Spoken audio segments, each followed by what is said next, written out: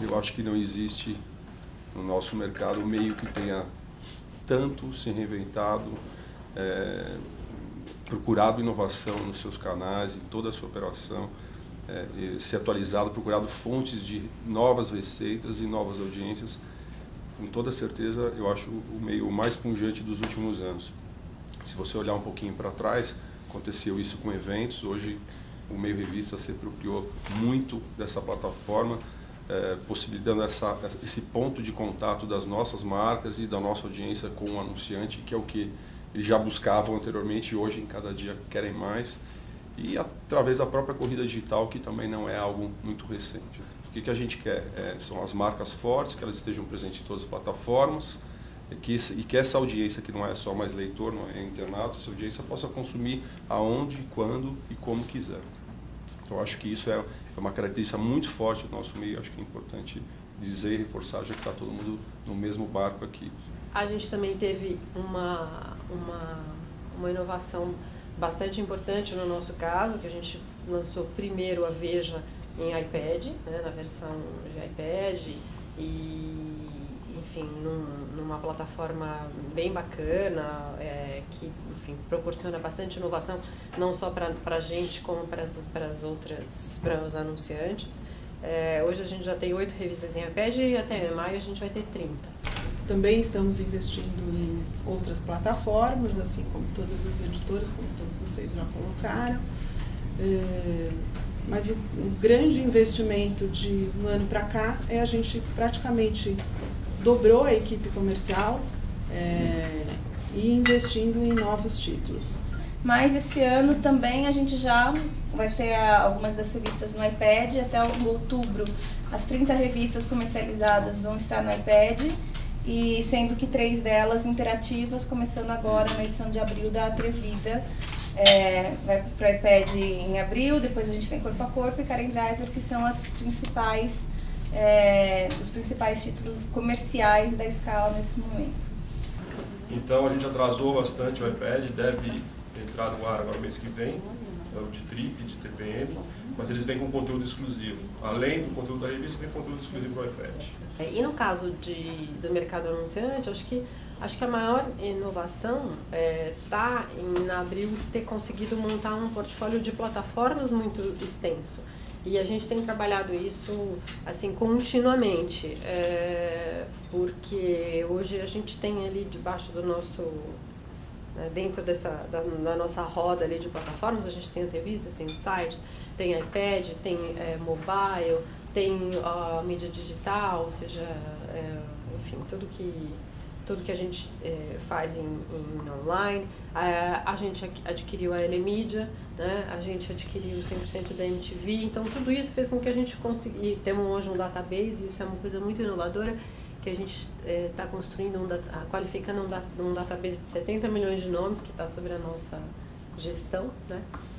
Lançamos uma operação de e-commerce, então tudo isso aumenta aquelas bolinhas assim em torno, né, do que a gente pode oferecer. Então, assim, em termos de novidade, na realidade, já que a gente não tem essa questão de lançamentos, nós trabalhamos muito com pro nosso cliente, levando oportunidades que têm a ver com os nossos conteúdos, até dos próprios livros que a gente lança. Então, o que novidade que a gente tem? Trabalhar com o nosso database, com o Customer Service, trabalhar com o nosso... A gente tem, assim, 8 milhões, na realidade, de e-mails com opt-ins, que nós trabalhamos com muita parcimônia, na realidade, porque nós temos alguns clientes fixos, que a gente, como o caso de Caras, a própria Proteste, que nós fazemos a captação de assinantes e manutenção. E outros trabalhos que a gente faz cooperados. Então, eu desenvolvo projetos para os clientes, aproveitando o expertise que a empresa tem no marketing direto. Isso tem dado um resultado bem interessante.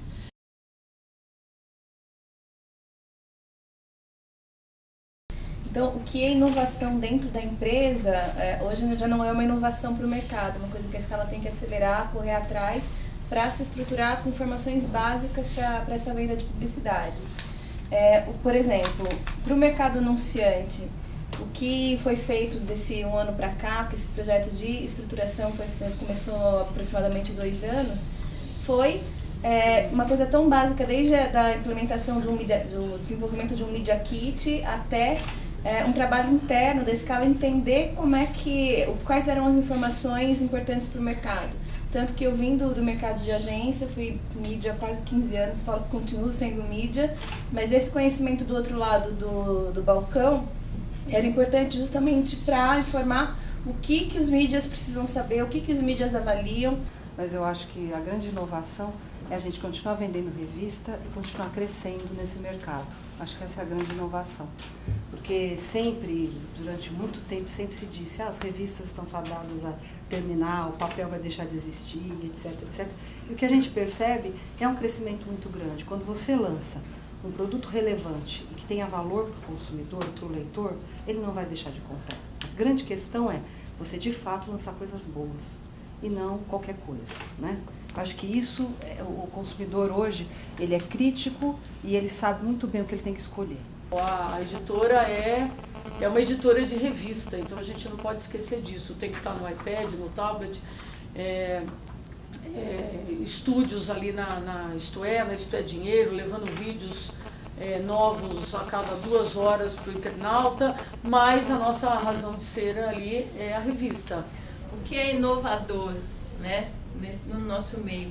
Primeiro, eu acho que a gente começou a enxergar, e aí eu falo muito da Editora Abril, onde até muito pouco tempo atrás a gente não podia falar que revista era marca, né? Tinha esse dogma, a gente tinha que falar que era publicação, que era título, mas não era marca. E no momento em que a gente passou a falar que a gente tinha marcas fortes e começou a tratar aqueles títulos, aquelas publicações como marca, foi na hora que eu acho que a gente defendeu ainda mais o veículo revista, a plataforma revista. Por quê? Porque a gente pegou e expandiu do papel para diversas situações, que podem ser o evento, o prêmio, o carnaval, o tablet, o celular, a internet. No fundo, a gente está falando do quê? De marcas fortes que nasceram numa plataforma que é o papel e que tem como ponto ali existencial, eu acho que como gênese, a edição. Na parte de inovação, acho que tem mais de diferente na escala é a abertura de pontos de venda alternativos, que vão desde catálogos, venda porta a porta, muita venda pelo site. Hoje, essas vendas em canais não convencionais, elas são muito maiores do que as vendas em canais auditados pelo IVC. A parte de assinatura nunca tinha sido trabalhada efetivamente. Só que esses números acabam não aparecendo, né? Não são auditados, óbvio, e isso tudo precisava ser organizado para ser mostrado para o mercado. A PIP pela primeira vez fez, no ano passado, começou uma campanha de assinatura. A gente nunca tinha feito nenhum tipo de investimento para assinatura. Acho que a gente acostumou a ser revista customizada, então a gente nunca abordou isso, nem colocou isso de maneira mais agressiva. O ano passado a gente começou isso no final de setembro e é impressionante, quer dizer, como isso é uma parceria com a 3, com a Editora 3, as assinaturas que a gente está fazendo de TRIP e TPM, especificamente TRIP e TPM.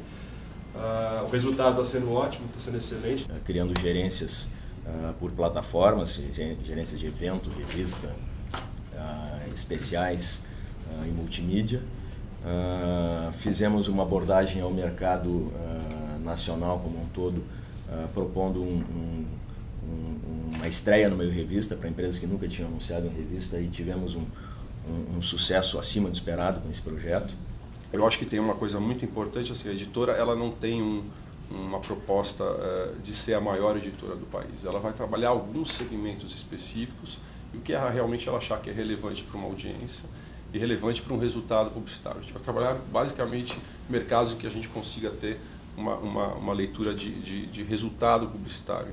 E o objetivo em 2011 é a redução do número de páginas e de cotas de patrocínio, fazendo com que a revista tenha um mesmo resultado de 2010, porém com uma quantidade de páginas e de cotas menores, fazendo com que haja uma diminuição dos espaços comerciais e de merchandising dentro da Caras.